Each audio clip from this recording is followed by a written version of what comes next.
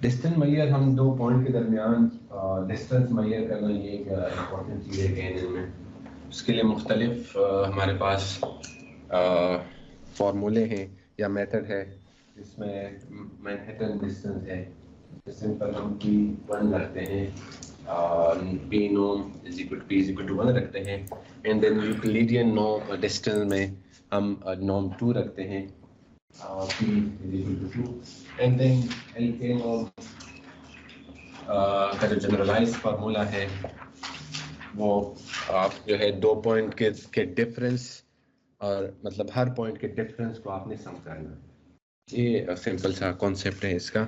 And then जो आपका K या P है उस पर डिपेंडेंसी है कि आप कौन से नॉर्म को यूज कर रहे हैं। एंड देन इन्फिनिटी नॉर्म में आप जो है वो डिफरेंस पॉइंट के डिफरेंस में जो मैक्सिमम वैल्यू होती है आप उसको कंसीडर करते हैं।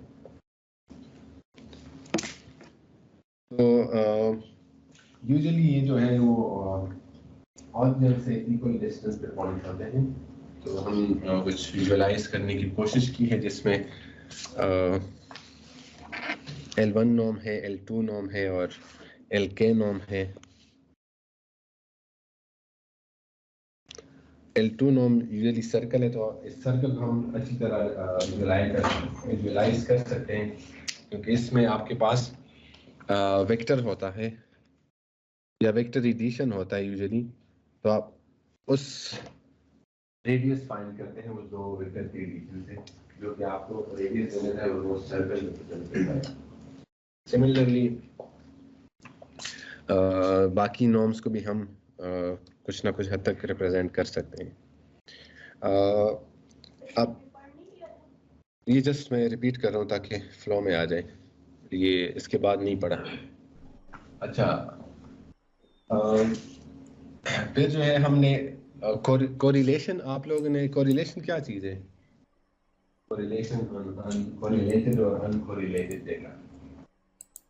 और टूल्स एंड टेक्निक्स में शायद आप लोग पढ़ रहे हो कोवेरियंस। कोवेरियंस से रिलेटेड है, वेरियंस और कोवेरियंस। दो पॉइंट के दरमियान आपस में क्या रिलेशन है उसको कोवेरियंस कहते हैं, या कितना डिफरेंस है उसमें, उसको कोरिलेशन कहते हैं। अच्छा, अगर हमारे पास अनकोरिलेटेड केस हो, उसका कोई डेटा हो हमारे पास, अगर उसको हम नॉर्मलाइज स्पेस में लाना चाहते हैं, तो उसके लिए एक मेथड गिवन है। इसका जो डिस्टेंस हम फाइंड करते हैं वो स्टैंडर्ड डिविएशन पे डिवाइड करते हैं difference of that points in taking square and square root, जो कि यूक्लिडियन डिस्टेंस को आप मेजर करते हैं, देन आप स्टैंडर्ड डिविएशन से उसको डिवाइड करते हैं। स्पेस नॉर्मलाइजेशन क्या चीज़ है, हमने लास्ट क्लास में भी पढ़ा था कि आपके पास अगर एक डेटा सेट है, उनके दरमियान जो स्पेस है वो काफ़ी ज़्यादा है, तो आप उसको एक ऐसे स्पेस में लाना चाहते हैं कि वो इजीली हैंडल हो सके। ये प्रैक्टिस काफ़ी यूज होता है मशीन लर्निंग के। जब आप यूज़ करते हैं, आपके पास डेटा सेट होता है, तो आप नॉर्मलाइज करते हैं अपने डेटा सेट को। तो उसका तरीका ये है कि आप ने हर पॉइंट को उस वेक्टर के मीन से माइनस करना है, एंड देन उसके वेरिएंस पे उस पे आप क्या स्टैंडर्ड डिविएशन से डिवाइड करते हैं। ठीक, जब और जो आपके पास वेरिएंस है वो यूजुअली हम स्क्वायर से रिप्रेजेंट करते हैं, और स्टैंडर्ड डिविएशन को जो है हम जब वेरिएंस का हम स्क्वायर रूट ले लेते हैं, वो आपके पास स्टैंडर्ड डिविएशन आ जाता है। ये आप लोगों ने टूल्स एंड टेक्निक्स में पढ़ा होगा। तो अब आपके पास एक कोरिलेटेड केस है जिसमें डेटा की डिस्ट्रीब्यूशन है वो उसका आपस में कुछ ना कुछ रिलेशन है। अगर आप स्पेस को देखें डेटा डिस्ट्रीब्यूशन को, तो वो आपको एक डायरेक्शन में मिल रहे हैं कि जो स्पेस है वो एक डायरेक्शन में, जो कि कोरिलेशन को शो कर रहे हैं डेटा को। अब आपने डेटा डिस्ट्रीब्यूशन को जो है वो नॉर्मलाइज करना है नॉर्मलाइज स्पेस में, और इसका जो डिस्टेंस है उसका तरीका ये है कि कोवेरियंस मैट्रिक्स आपको चाहिए होगा। कोवेरियंस मैट्रिक्स क्या चीज़ है? कोवेरियंस मैट्रिक्स एक्चुअली ये एक कोवेरियंस मैट्रिक्स है, इसमें आप एक्स एक्स आपको नजर आ रहा है, ये वेरिएंस है। वेरिएंस आप लोग को पता है कि 2 पॉइंट के दरमियान जो वेरिएशन है उसको वेरिएंस कहते हैं। एंड देन जो 2 डिफरेंट पॉइंट के साथ जो आपके वेरिएंस है उसको कोवेरियंस कहते हैं। अगर आप इस मैट्रिक्स को देखें तो दोनों कॉर्नर पे लेफ्ट टॉप और राइट डाउन में आपको कोवेरियंस दिया गया है।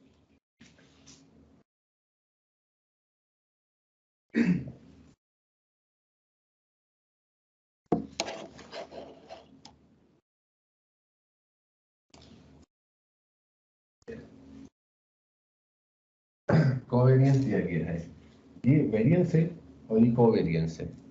ये एक फॉर्मूला है कोवेरियंस मैट्रिक्स का, जो कि यूजुअली इसको ऐसे भी रिप्रेजेंट कर सकते हैं, लाइक दिस।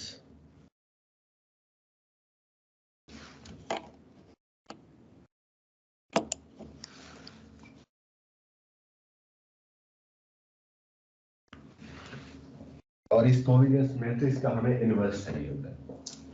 तो ये कोरिलेटेड के केस में जो है वो नॉर्मलाइज स्पेस और डिस्टेंस को मेजर करने के लिए आपको ये चाहिए होता है जब डेटा में आपस में कोई कोरिलेशन होता है। कोरिलेशन को बेहतर है कि आप लोग स्टडी कर लें, तो आप एक्सेल में एक कॉन्सेप्ट बड़ा लोगों के लिए काफ़ी टाइम लगता है। तो ये आप लोग का होमवर्क है, कोरिलेशन क्या चीज़ है, कोवेरियंस क्या चीज़ है, वेरिएंस क्या चीज़ है और में डिफरेंस क्या है। तो ये आपका होमवर्क है और आप लोग सेंड कर दे तो बेहतर है, उसके बाद तो आप लोग काम नहीं करेंगे। तो कोरिलेशन क्या चीज़ है, कोवेरियंस क्या चीज़ है, वेरिएंस क्या चीज़ है, उसका आपस में क्या रिलेशन है, ये आप लोग का होमवर्क है और ये आप लोग सेंड कर लें एग्जाम के बाद।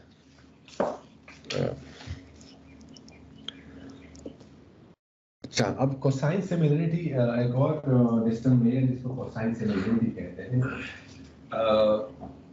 इसमें हम जो है जब मैग्नीट्यूड को हम नहीं देखते बल्कि कंपोनेंट का जो रेशियो होता है वो ज़्यादा इंपॉर्टेंट होता है। फॉर एग्जांपल, एक बंदे को कोक पसंद है, दूसरे को स्प्राइट पसंद है, वो जो है दिन में 2 दफ़ा कोक पीता है, दूसरा जो है स्प्राइट 3 दफ़ा पीता है। एक शख्स है, दूसरा शख्स जो है वो कोक 4 टाइम पीता है, जो है वो स्प्राइट 6 टाइम पीता है। तो इन दोनों में एक रिलेशन है। तो ये इनमें एक रिलेशन है। एंड देन एक और शख्स है जो कि कोक 8 टाइम पीता है और स्प्राइट 2 टाइम्स पीता है। देन एक और शख्स है जो कि कोक 5 टाइम्स पीता है एंड आपके पास स्प्राइट 5 टाइम्स पीता है। तो इनमें एक रिलेशन डोमिनेंट नहीं है दूसरे केस में, बट फर्स्ट केस में डोमिनेंट है। अगर आप पहले शख्स को 2 टाइम्स से ज़रब दे तो आपके पास से है सेकेंड जो है वो पर्सन है उसकी वो रिलेशन आ जाता है। तो इससे हम क्या इन्फर कर सकते हैं कि जो पहला शख्स है वो को उसको स्प्राइट अच्छा लगता है, लेकिन जो दूसरा शख्स है उसको भी स्प्राइट ज़्यादा अच्छा लगता है। तो इन दोनों में ये सिमिलरिटी है कि पहले शख्स को वो स्प्राइट पसंद है तो दूसरे को भी स्प्राइट पसंद है। तो ये एक सिमिलरिटी का कॉन्सेप्ट बनता है इसमें। दूसरा जो है वो अगर आप देखें तो दूसरे केस में जो P2 है उनको जो है इक्वली वो लाइक करता है, कोक को भी और स्प्राइट को भी। बट जो P1 है वो स्प्राइट को ज़्यादा लाइक करता है। तो इनमें वो सिमिलरिटी हमें नज़र नहीं आ रही इसी हद तक, बट पहले केस में हमें सिमिलरिटी नज़र आ रही है क्योंकि इनमें एक रेशियो है आपस में। अच्छा, कोसाइन सिमिलरिटी तो अगर आपने डॉट प्रोडक्ट पढ़ा हो फिजिक्स में कॉन्सेप्ट का, जिसमें जो आपका cos थीटा है उसको आप कैसे मेजर करते हैं। तो cos थीटा एक्चुअली आपके पास कोसाइन सिमिलरिटी का डिस्टेंस है। जस्ट cos थीटा निकालें तो ये आपके पास ये डिफरेंस आ रही है दो वेक्टर के दरमियान। इन दो वेक्टर के दरमियान डिफरेंस क्या है, ये थीटा ही एक्चुअली डिफरेंस है ना इन दोनों के दरमियान। अगर थीटा इन दोनों के दरमियान 0 हो तो इट मींस दोनों सेम चीज है। तो आपने जो इनके दरमियान जो डिस्टेंस मेजर करना एक्चुअली वो थीटा है जो कि आपको वो सिमिलरिटी दे रहा है। तो जो पहला शख्स था और जो दूसरा शख्स था पहले केस में, वो क्या होगा, वेक्टर जो एक ही डायरेक्शन में होगा, जस्ट उसका मैग्नीट्यूड ज्यादा होगा। तो जो सिमिलरिटी वो एक सिमिलर है ऑलमोस्ट, ठीक है। तो ये कोसाइन सिमिलरिटी को हम इस तरह मेजर करते हैं। cos थीटा हो गया जो कि आपके पास मैग्नीट्यूड से डिवाइड होता है आपके जो मेजर प्रोडक्ट।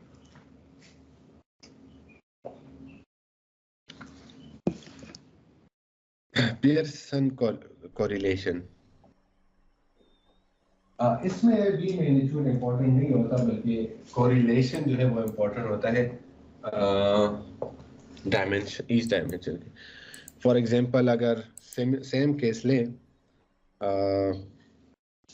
तो जो P1 है वो स्प्राइट को ज्यादा लाइक करता है,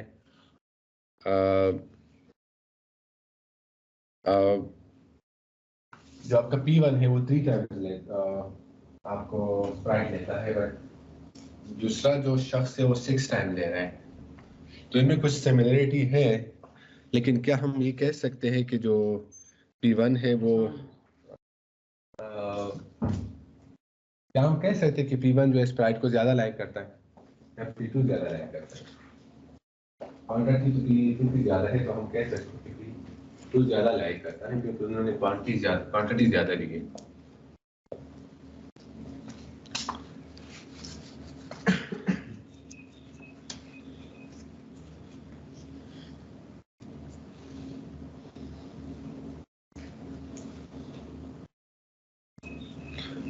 तो इनकी जो प्रेफरेंसेस है वो एक्चुअली सेम है कि दोनों स्प्राइट को ज्यादा लाइक करते हैं, और कोक से की बनिस्बत जो है वो स्प्राइट को ज्यादा वो लाइक करते हैं।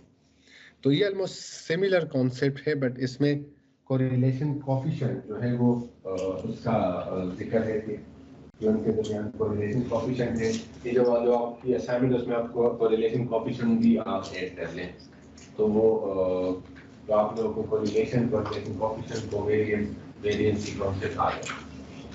तो इसमें जो इम्पोर्टेंट चीज़ है वो कोरिलेशन कोफिशिएंट को आपने देखना है, उसमें Pearson correlation coefficient distance measure को। तो इसका जो हमारे पास डिस्टेंस मेजरमेंट का फार्मूला है वो एक्चुअली कोरिलेशन, जिस तरह के मैंने आपको असाइनमेंट दी कि आपने कोरिलेशन को पढ़ना है। जब आप कोरिलेशन समझेंगे तो इसको आपको समझ आ जाए। तो इसमें एक्चुअली जो कोरिलेशन है किसी भी वेक्टर के दरमियान, वो एक्चुअली आपका पियर्सन कोरिलेशन कोएफिशिएंट मेथड है डिस्टेंस मेजर का। उसका जो फार्मूला है आपके पास, कोवेरियंस, ये सारे इसके फार्मूले हैं।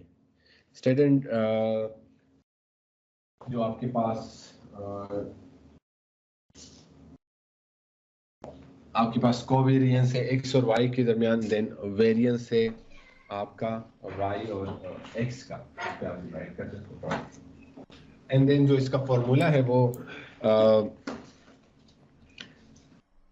ये जो x पॉइंट है जो कि मीन से उन्होंने माइनस किया है, एंड देन y पॉइंट है जो कि minus mean of that vector. ये इसका मेथड है फाइंड करने का। एंड देन आप जो है वो उनके स्क्वायर को प्रोडक्ट करके उसका रूट लेके आपको रिलेशन को मेजर करते हैं। अच्छा, इसके लिए नीचे एक एग्जांपल गिवन है। तो अगर आप इस एग्जांपल को पुट करें इस इक्वेशन में, तो आपके पास डिस्टेंस मेजरमेंट आ जाए। फॉर एग्जांपल ये किस तरह होगा, x का आपने मीन लेना है और y का आपने मीन लेना है। इसका मीन लेना है वो x बार बन जाएगा, और इसका मीन लेना वो y बार बन जाएगा। और फिर हर पॉइंट को आपने उस मीन से माइनस करना है, एंड देन आपस में मल्टीप्लाई करना है और उसको सम करना है आपने, ठीक। एंड देन सिमिलरली ये इस कॉन्सेप्ट में भी आपने स्क्वायर लेना है, प्रोडक्ट लेके उसका सम लेके स्क्वायर रूट लेना है। तो इससे आपके पास जो वेक्टर के दरमियान डिस्टेंस आ रहा है वो इसका डिस्टेंस फॉर एग्जांपल 1 है और इसका 0.79 है। तो इससे आप डिस्टेंस कैलकुलेट कर सकते हैं। ये जो आपके पास टॉप डाउन राइट पे है, ये एक्चुअली आपका कोरिलेशन है डेटा के दरमियान उसकी वैल्यू के साथ। अगर फॉर एग्जांपल कोरिलेशन 1 हो डेटा की, तो ऑलमोस्ट एक ही लाइन में होता है, ऑलमोस्ट एक वेक्टर बन जाता है एक ही डायरेक्शन में। जैसी कोरिलेशन कोएफिशिएंट डिक्रीज हो रहा है तो जो है वो डेटा आपका स्पार्स हो रहा है, डिस्ट्रीब्यूशन उसकी वो रैंडम होती जा रही है। ठीक हो गया। और अगर आप -1 की तरफ जाएं, ये -1 है, ये 1 है और ये -1 है, तो उनकी डायरेक्शन चेंज है। ये मुख्तलिफ जो है कोरिलेशन के सेम मुख्तलिफ डेटा पे किए गए हैं, जो कि आपको मुख्तलिफ एग्जाम्पल अगर आप इधर देखें तो इन डेटा का कोरिलेशन जो है वो 0 है, क्योंकि ऑलमोस्ट मिरर इमेज है एक दूसरे का। ये अगर आप देखें मिरर इमेज है, तो वो दो डेटा आपस में एक दूसरे को कैंसिल आउट कर रहा है। सिमिलरली इसको भी आप देखिए मिरर इमेज है,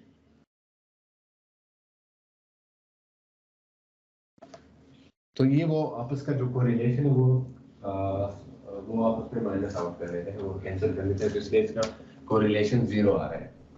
तो ये आप लोग ये असाइनमेंट कर ले तो ज़्यादा बेहतर तरीके से आप थ्योरेटिकली भी आप लोगों ने बताना है और फॉर्मुलेशन भी बनाना है, ताकि आपको थ्योरी की समझ आए जाए और विजुअलाइजेशन भी देख ले उसकी, ताकि आप लोगों को ज़्यादा अच्छी तरह समझ आ जाए। जी हाँ, वो डायरेक्शन चेंज करी, वो डेटा की डिस्ट्रीब्यूशन है, बट जैसे फॉर एग्जांपल डेटा का डायरेक्शन इस डायरेक्शन में है, तो आप डायरेक्शन चेंज हो रहा है डेटा की डिस्ट्रीब्यूशन का, बट कोरिलेशन 1 है। जैसे ही वो नेगेटिव की तरफ जा रहा है तो कोरिलेशन जो है वो नेगेटिव की तरफ जा रहा है। एक जो है हमारे पास जैकर्ड सिमिलरिटी है, जिसमें आप जो है वो आपके पास जो सेट है यूनियन और इंटरसेक्शन का कॉन्सेप्ट आप लोगों ने पढ़ा होगा एसएससी में। ये वो वाला कॉन्सेप्ट इसमें यूज हो रहा है। टू सेट्स के दरमियान जो है वो सिमिलरिटी को मेजर करता है। आपने जो है दो सेट्स के दरमियान इंटरसेक्शन लेके उसकी यूनियन पे डिवाइड करना। तो अगर आप इस एग्जांपल को देखें 13568 और 14678, तो अगर इसमें आप देखें तो तीन इंटरसेक्शन इसका 3 है। क्यों? क्योंकि 6, 8 और 1 सिमिलर है, और बाकी 7 इसको आप काउंट करेंगे तो आपके पास 7 आ जाएंगे, तो 3/7 इसका सिमिलरिटी इंडेक्स है।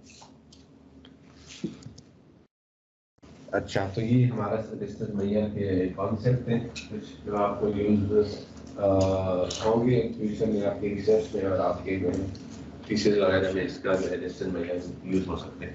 सर एक क्वेश्चन है जी सर, इतने सारे डिस्टेंस थे सारे ये वाले ना, तो सर हमें इससे मालूम क्या होता है कि सर डिस्टेंस मिल रहा है तो हमें ये बेसिकली शो क्या करती है? एक्चुअली बहुत सारे मेथड का मतलब ये है कि अनसर्टेनिटी है डेटा में।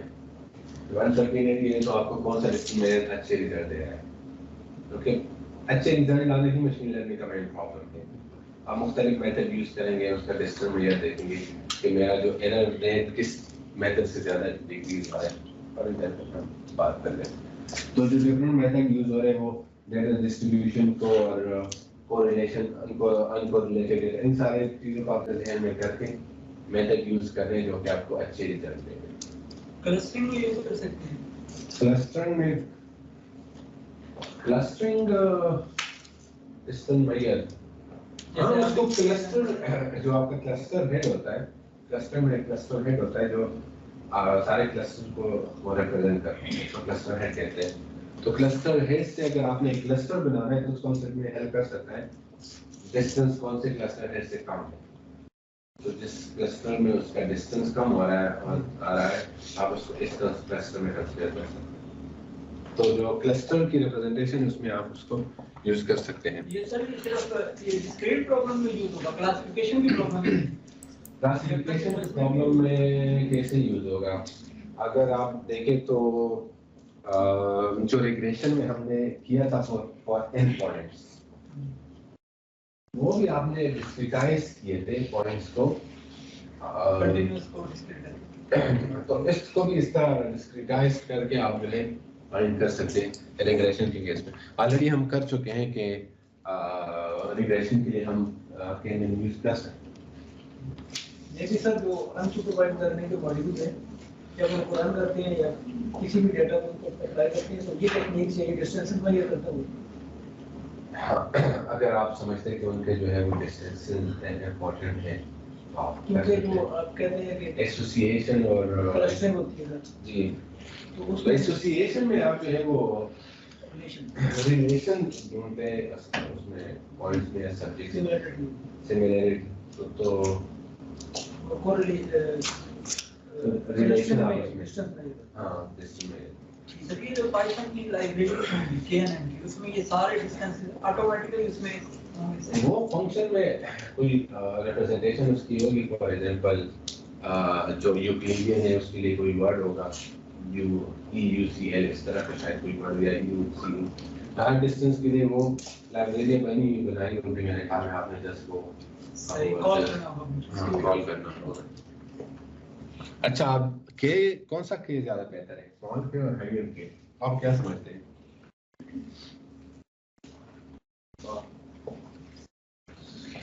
दोनों के अपने चैलेंजेस हैं। अगर के को आप पढ़ाते हैं तो आपकी कॉम्प्लेक्सिटी बढ़ जा रही है। आप कैलकुलेशन करेंगे, सारे पॉइंट्स को आप जो है वो कैलकुलेट करेंगे। ऑप्टिमम चाहिए होगा, हमें बेसिक भी ज्यादा नहीं चाहिए और राइट तो बट के की वैल्यू आपको मे भी अच्छे रिजल्ट ना दे, क्योंकि वो आप हो सकता है रेड और ब्लू डॉट का जो हमने कॉन्सेप्ट पढ़ा था उसमें रेड वाले डॉट ब्लू में आ रहे थे, तो हो सकता है जो है वो हमें अच्छे रिजल्ट ना दे। बट आपने ऑप्टिमम रिजल्ट को देखना है कि कौन सा के ज़्यादा यूज़ हो सकता है। टाइम ऑलरेडी हमारे पास कम है, तो जो आपके पास प्रॉपर चॉइस है वो डेटा को आपने देखना है और क्रॉस वैलिडेशन यूज़ करनी है ताकि आपको जो है वो एक एवरेज रिजल्ट मिले और हर पॉइंट कंसीडर कर सकें।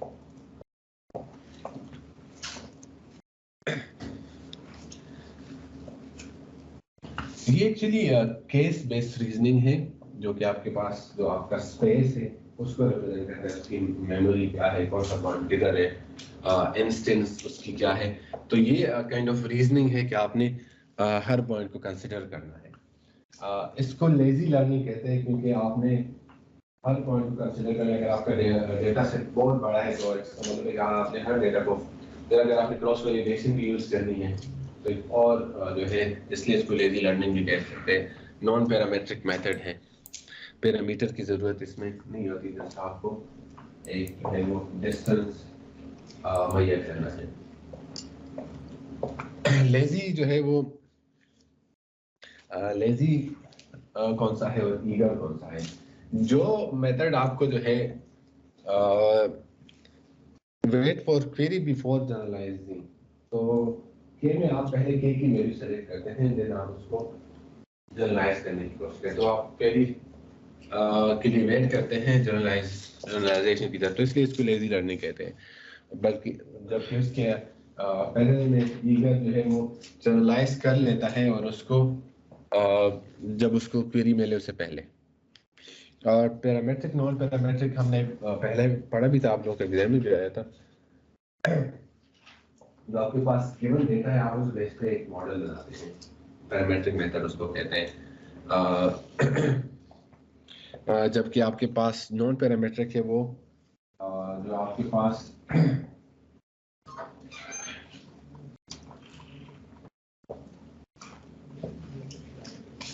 तो आप जब आपके पास जो है वो आपका डेटा होता है, वो आप उसको यूज कर रहे थे।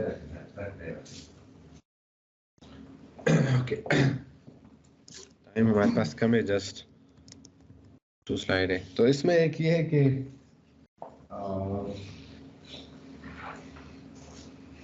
जो एडवांटेज इसका है वो हम इसमें इन्फरेंस स्टेप लेते हैं। 2 पॉइंट्स के दरमियान उससे सिमिलरिटी ढूंढ रहे हैं कि सिमिलरिटी है, न कि हम इसमें वेट्स ढूंढ रहे हैं। तो इसलिए इसको कहते हैं नोड शेयरिंग। क्योंकि हम इसको एक क्वेश्चन दिया था कि what does training a model mean, जो कि 90% लोगों ने गलत किया था, थियोरी कहानियाँ सुनाई थी उसमें। बट ट्रेनिंग अ मॉडल का मतलब ये है कि आप वेट को ढूंढ रहे होते हैं, जो आपको एग्जैक्ट वेट मिले तो उसको ट्रेनिंग कहते हैं। बाकी तो बस थ्योरेटिकल बातें हैं। जो आपके पास एक्चुअल आंसर था वही था कि आप जो है वेट को फाइंड करते हैं जो आपके पास जो आपको अच्छे रिजल्ट दे। और मैंने आपको आई गेस 3-4 दफ़ा ये क्लास में ये बात बताई दी थी।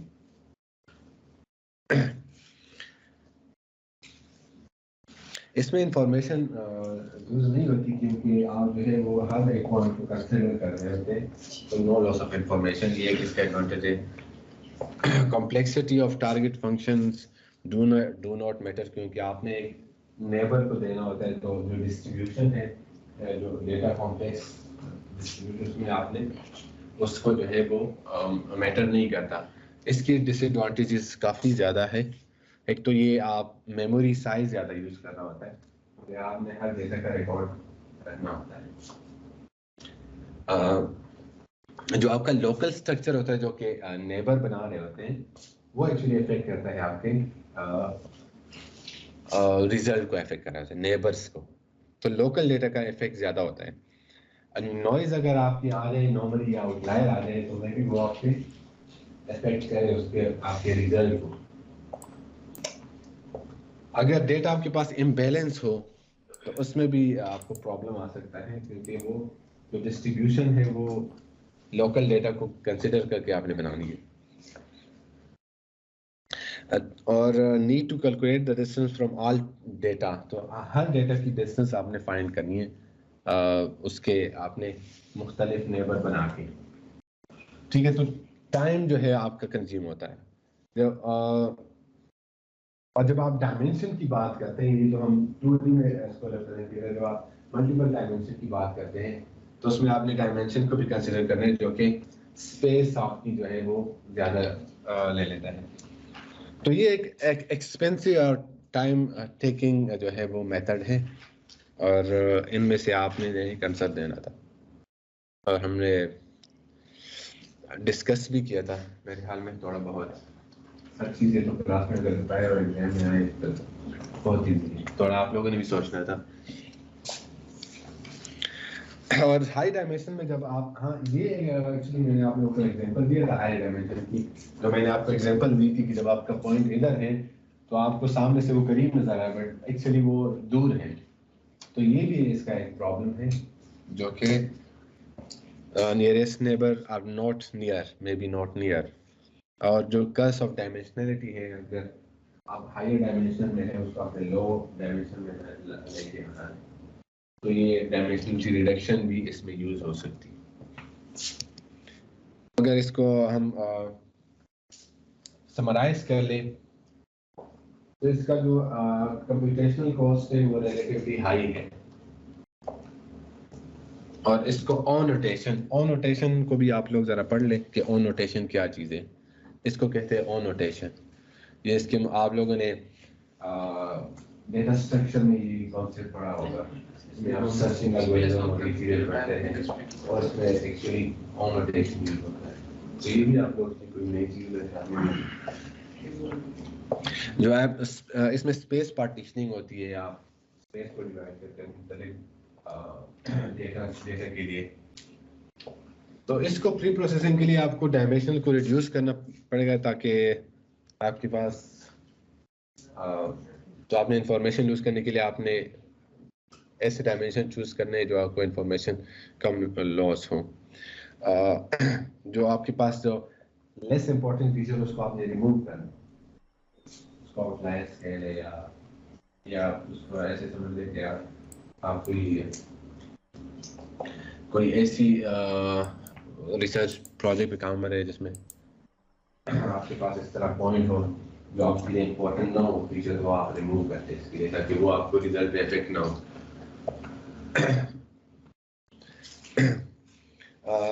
डेटा का साइज आपने रिड्यूस करना है, नॉर्मलाइजेशन का कॉन्सेप्ट हमने पढ़ा है, तो इसके लिए सैम्पलिंग और क्लस्टरिंग का एक कॉन्सेप्ट है। तो ये हमारा एक मेथड था।